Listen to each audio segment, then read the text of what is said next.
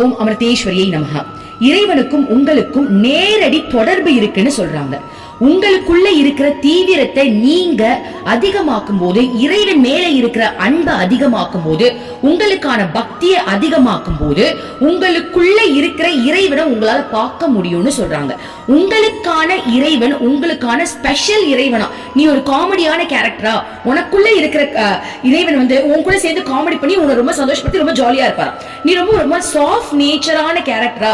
உனக்குள்ள இருக்கிற இறைவன் சாஃப்ட் நேச்சராவே உன் கூட பழகுவாரா? சோ ஒவ்வொருத்தருக்குள்ளயும் இறைவன் இருக்கிறாரு. அவருக்கு நீ தான் ஸ்பெஷல், நீ இல்லாம அவரால் இருக்க முடியாது அப்படின்னு என்னுடைய குரு சொல்றாங்க. சோ உங்களுக்குள்ள இருக்கிற இறைவனை ஆக்டிவேட் பண்ணுங்க. இறைவனை வெளியே தேட வேணாம், உங்களுக்குள்ளதான் இருக்கிறாரு. நீ அமைதி நிலையில இருக்கும் போது உனக்கு தெரியவாரு. அமைதி நிலைனா என்ன? தேவையில்லாத சிந்தனைக்கு நீ போகாம இருந்தாலே அமைதி நிலையில தான் இருப்ப. அவர் கூட நிறைய பேசுறாங்க.